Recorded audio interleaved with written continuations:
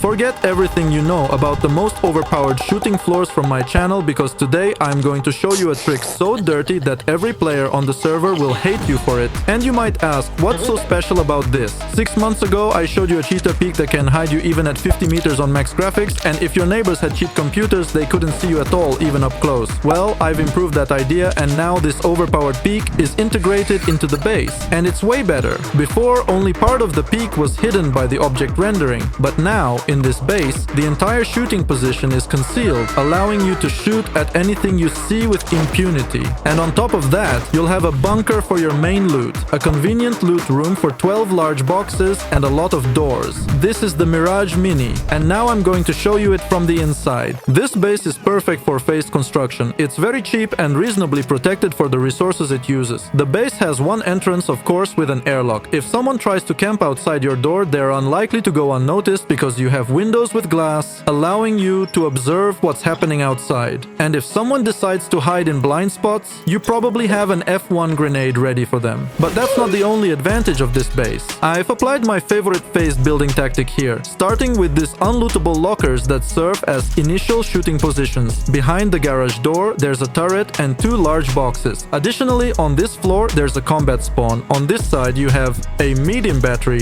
for the electric furnaces, and further down is another unlootable locker behind glass. The whole setup is rounded off by a loot room with 4 large boxes. If you get raided through the doors, you can respawn on these beds and make your way to this spot. As you can see, even if the entrance doors are blown, you can still shoot at the raiders from here. There's also a computer station and 3 small furnaces for charcoal. On the 3rd floor, you have additional boxes, a repair bench, and access to the most OP part of this base, its shooting positions. There are 3 auto turrets that cover each other, and of course those cheater peaks I mentioned at the start. When you're inside the base, they don't seem that overpowered. It's just a peak, right? But look at it from the outside. I even turned on a laser to help you see something. Doesn't it look like you might be cheating? If you lower the object quality settings to the minimum, this is how your enemies will see you. And if you already play with low graphics and want to use this peak yourself, set the object quality to 12. It won't affect your FPS. And this shooting position will be on each side of this base. Even if someone manages to get onto your roof, you'll be able to deal with them from here. Although the base is fully symmetrical, there's only one way to access the roof. Of course, you could add more entrances from 3 sides,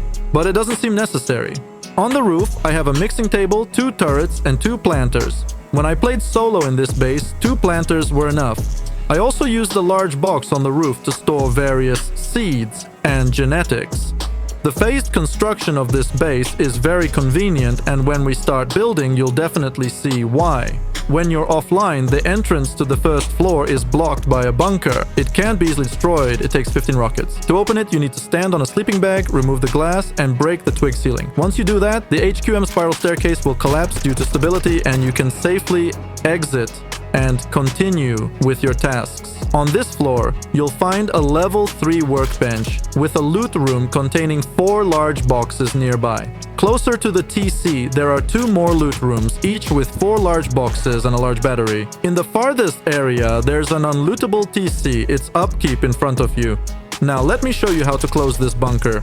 First, place a triangular ceiling through the wall, then put the spiral staircase on top and upgrade it to any material. Some might say that this bunker can be opened with just a few explosive bullets, but if you follow the tutorial exactly as I show, everything will be fine. And of course, some might also say that this base requires a perfectly flat surface.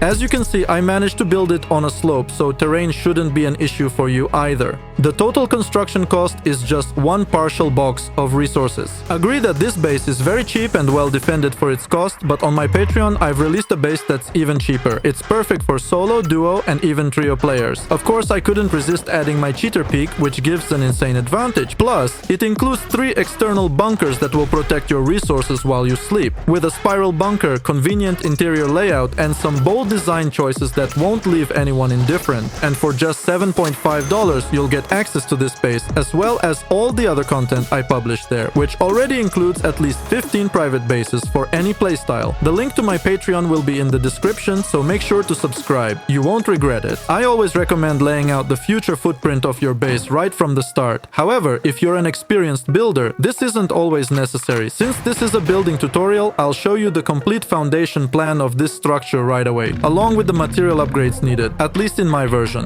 Of course, if your wipe is going well, you can upgrade the whole base to HQM if you like, but I always aim to optimize the build in terms of resources. Your starter base here will consist of one square foundation and two triangular ones. I'll be upgrading everything to the final version immediately, but you can start with stone if you prefer. Don't worry, all the elements in this base can be upgraded later as well. Note that the TC in this base will eventually be unlootable. To achieve that, it needs to be placed in a triangle hatch frame. Now that the TC is placed, let me show you how to set up everything inside. I'm adding lamps for your convenience so you can see everything clearly. In the end, you'll have 3 small furnaces, a level 1 workbench, 1 large box, 1 small box, and 2 sleeping bags. This setup is more than sufficient for the start of your wipe. From the outside, your fortress will look like this. Obviously, it's convenient to use, but let's be honest, the idea of having only one door between your loot and the outside world isn't exactly comforting. So, let's fix that now. While I work on fixing this, I want to take a moment to thank everyone who subscribes, watches, likes, and comments on my videos. I read every single comment and really listened to what you have to say. For example, you asked for a video on how I stash my resources during survival, and I made it. So, if you have any ideas, don't hesitate to share them. I'm always reading. A special thanks goes out to all my Patreon subscribers. For those who are new, I release 4 videos each month, 2 on YouTube and 2 exclusively on Patreon. Thanks to Patreon, my videos are ad-free and I can continue doing what I love. Thank you. In the end, this is the kind of loot room you'll end up with. Later on, when you need to place a large battery, just rearrange things a bit and you're good to go. From the outside, this base currently looks like this, but let's be honest, it stores quite a bit of resources, yet there aren't enough doors for security. So we're going to fix that now. Note that at this point, upgrading this section of the base to HQM isn't really necessary. I'm going to upgrade everything here to sheet metal, except for the ceilings. However, if you have extra HQM, feel free to invest it in these walls. In this area, you'll create another loot room with 4 large boxes.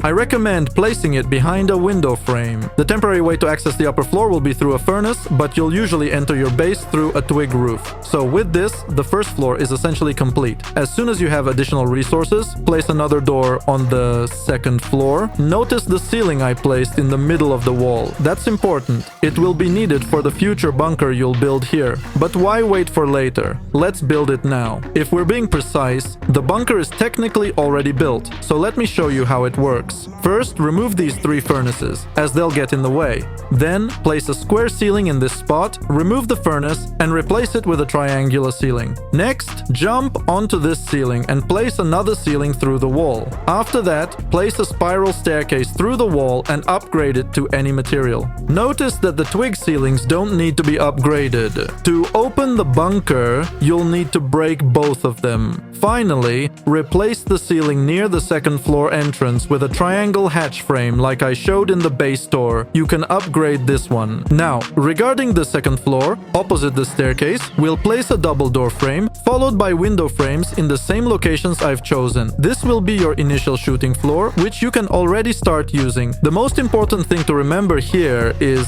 that you should have a peak to cover the entrance door as well. I've made one in my base, so don't forget to do the same. All upgrades in this area should be made to sheet metal. Only the door frames can be left in stone.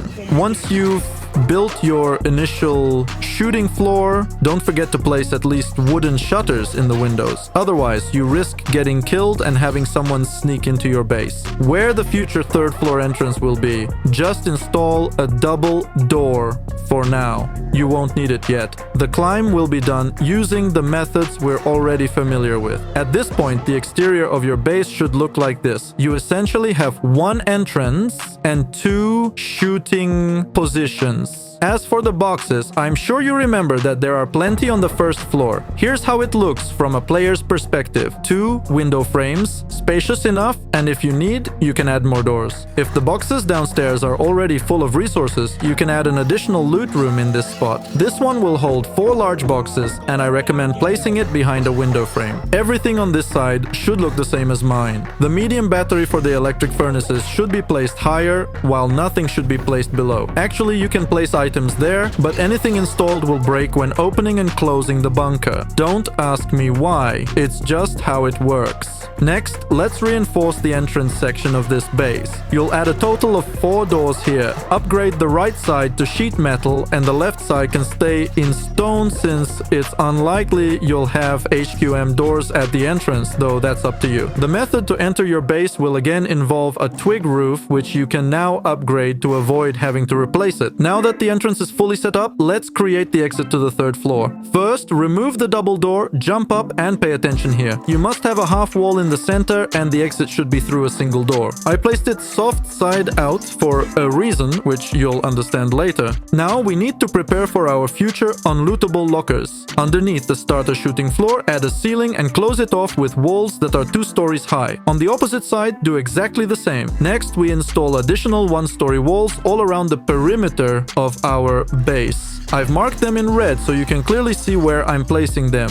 From this point on, there will be 2 walls between the exterior and the loot on the 1st floor on all sides. It's a pretty solid setup, and as you can see, it's all very straightforward so far. Next, we move to the 3rd floor. All around the perimeter of this floor, we'll install half walls. The half walls near the square ceilings should be upgraded to sheet metal, while the rest can be upgraded to stone. After that, place low walls on the metal half walls on all 3 sides. This is necessary for the future cheater peak. Once everything is set, we need to fully construct the 3rd floor. Start by adding ceilings on both sides, then close off these ceilings with full walls on all sides. Since large boxes will be placed here, it's better to upgrade everything to sheet metal. The ceiling in the center and the low walls should also be upgraded to sheet metal. Once that's done, make sure to install low ramps in this area. I'm upgrading them to wood to save resources, but if you have plenty of resources, feel free to upgrade them to any material you prefer. Once this is complete, we can start building the shooting floor.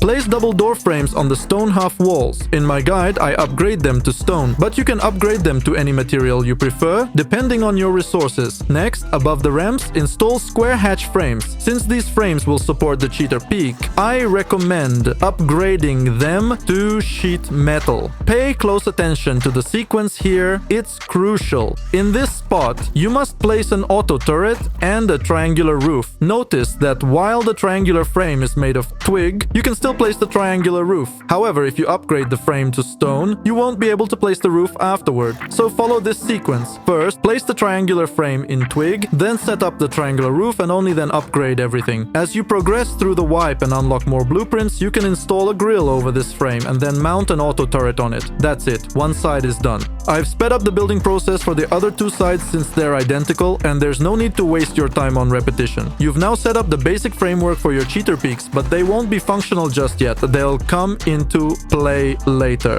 Next, place window frames on the stone frames between your cheater peaks. Then, facing these window frames, install triangular roofs. These triangular roofs can be eco-rated from below, so upgrade them to sheet metal, while the window frames can stay as stone. Once you've unlocked embrasures, install them in the windows. In the center, place frames for added stability. Finally, jump up and start constructing the roof. On 2 sides, you'll have direct peaks onto the roof, and on the 3rd side, you'll have a mini peak along with an access point to the roof itself. Upgrade all these areas to sheet metal, while the outer edges or bumpers can be upgraded to stone. To keep everything symmetrical and visually appealing, place triangular roofs across all sides. You can upgrade these roofs to any material you prefer. Stone or wood, it doesn't matter. I chose stone because it looks more attractive. Now, under the triangular roofs, install triangular ceilings on all 3 sides. I recommend upgrading these ceilings to sheet metal to prevent easy eco-raiding.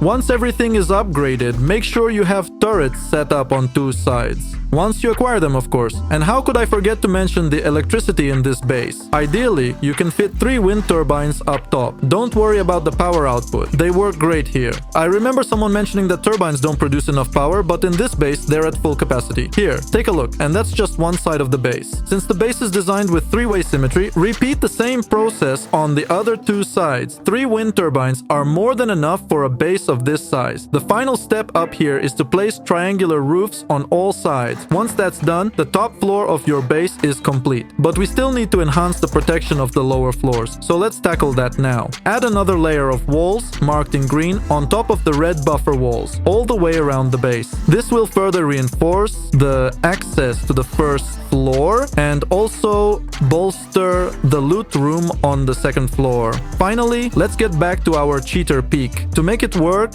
simply place triangular roofs in the designated spots. These can be upgraded to any material, wood or stone, whatever you prefer. Technically, you could leave them as twig, but they would be easily destroyed, which you probably don't want. Once you've added these triangular roofs on all 3 sides, let's see how the peak functions. As you can see, everything worked out for me, which means it should work out for you as well. But let me demonstrate it again just to be sure. Here, I spawned a bot and grabbed a Thompson with an 8x scope, again for your convenience. From a distance, I can't see anything, but when I move closer, everything becomes visible. Then, as I step back again, it disappears from view. This is essentially how it works. Visible up close, invisible from afar. Now, let's move on to the next step. We need to place slanted roofs around the entire perimeter of our base, where I'm upgrading these roofs to wood. They don't really offer any protection. They're just there to make things look nice. Next, let's return to our unlootable lockers. They should be placed in these specific spots. Unfortunately, I don't need this helper anymore, so I'm going to get rid of it. All you need to do is remove the wooden grill, jump into the window frame, and place the locker from there. Don't forget to secure it with a code lock. The final touch is to place a triangular sheet metal ceiling above it. Now, this locker is unlootable. I want to give a special thanks to my OP subscriber who has been incredibly supportive on Patreon. I also want to thank all my other paid subscribers on Patreon. Because of you, there are no ads in my videos and I can keep doing what I do. Don't forget to subscribe, hit the like button, and I'll see you in the next videos.